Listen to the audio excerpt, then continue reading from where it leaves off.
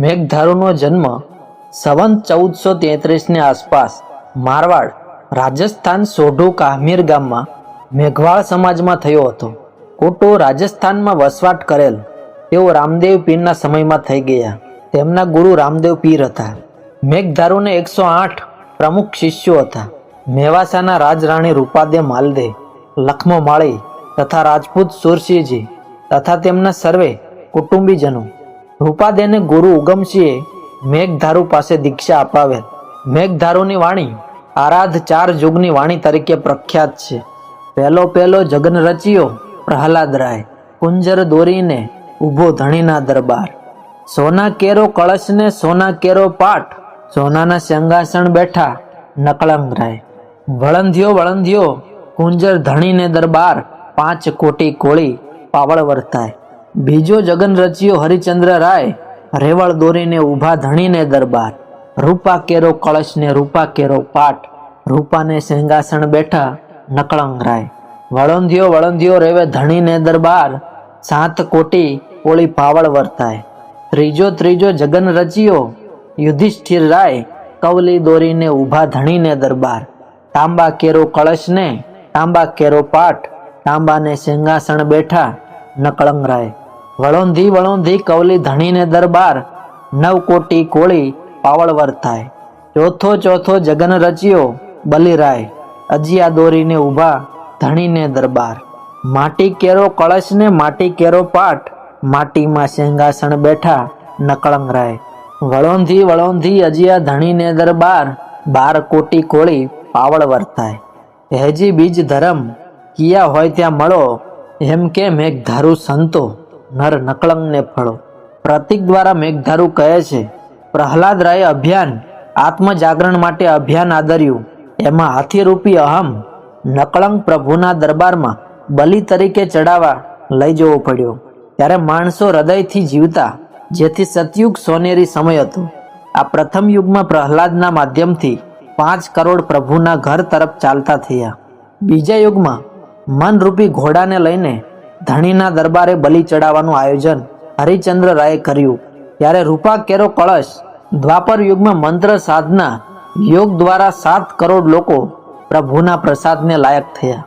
ત્રીજા યુગમાં યુધિષ્ઠિર રાયે આધ્યાત્મિક જાગરણ માટે અભિયાન આદર્યું.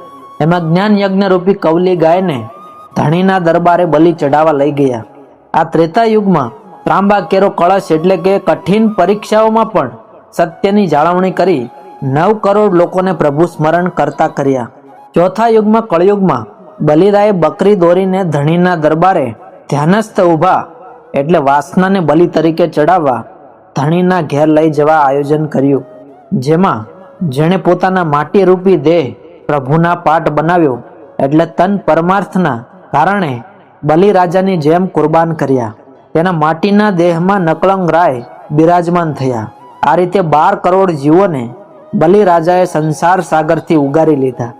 આરાધના અંતમાં મેઘધારુ સાચા ધર્મની વાત રજૂ કરે છે. જ્યાં બીજ એટલે ધ્યાનરૂપી ધર્મ અને યોગની સાચી ક્રિયાઓ હોય ત્યાં જઈને મળજો. ત્યાં કાળે પેટાવેલી અગ્નિમાં બકરી બળો એટલે સમય હાથમાં હોય ત્યાં સુધીમાં આત્મજ્ઞાન રૂપી અગ્નિમાં વાસના રૂપી અજિયાને બાળી નાખો. આ રીતે મેં કયા મુજબ કરશો તો નર નકળંગ એટલે કે પરમાત્માને ઓળખી શકશો. પરમાત્માનું ભજન કરનાર કુલ 33 કરોડ બ્રહ્માંડમાં છે. તેનો હિસાબ આ ભજનમાં મેઘધારુએ દર્શાવેલ છે.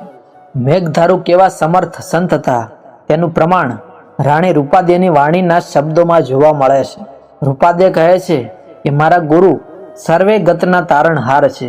કારણ કે ગુરુએ મારા નેણમાં પ્રેમપૂર્ણ નેણ પરવતા મારા ભીતરમાં જળહળ જ્યોતિના દર્શન થઈ ગયા. સર્વે ગતને હરોહર માન, ગુરુ મેઘધારુને પ્રણામજી.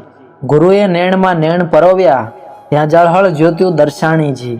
રાવળ માલાને દેવી શક્તિનો ખ્યાલ, રૂપા દેવી મોજડી તથા ફૂલની છાપ અલગ ધણીની કૃપાથી ભરીને મેઘધારુ અવાક બનાવી દે છે. પછી રાવળ માલદે શિષ્ય બનવા માટે તૈયાર થાય છે. ત્યારે રૂપાદે સુંદર વાણી બોલે છે, આ માર્ગ કોણે રે બનાવ્યો? રાવલ માલા જાગો જાગો મારા જૂના જોગી રે.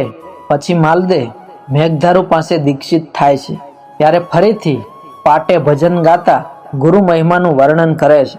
ગુરુ મારા તમો દેવોધી દેવ છો ને મોટા ભૂપ ભોરિંગને નમાવ્યો જી. સંત લખમો માળી પણ તેમના શિષ્ય હતા.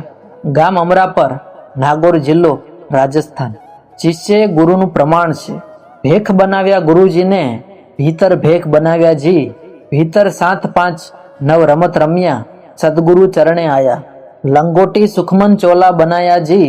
સુખસન સહેજ સદાઈ ભરપૂર, ઈશબીદ જોગ ઉપાયા. ગુરુગમ કેરું મન મશાલા, કરણી કા કપડા રંગાયા જી. અલપ અજોની આસન બેઠા, ઈશબીદ જોગ જમાયા. તન તતાણા દશારી જોડી, સત શબ્દ પર પાયા જી.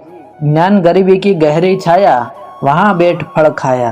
सदगुरु देव देव त्रिलोकी, रिजे निरंजन राया जी. लखमो कहे मुक्ति का मार्ग, गुरु चरणे चित लाया. संत मेघधारुએ સંવંત 1619 6 શિષ્યો સાથે મારવાડમાં લુણી નદીના કિનારે તલવડા ગામે સમાધિ લીધી. મહાધર્મના જ્યોતિર્ધર સનાતન ધર્મની જ્યોતને અખંડ રાખનાર પરમ સંત ગુરુ મેઘધારુને આજે આપણે ભાવથી વંદન કરીએ.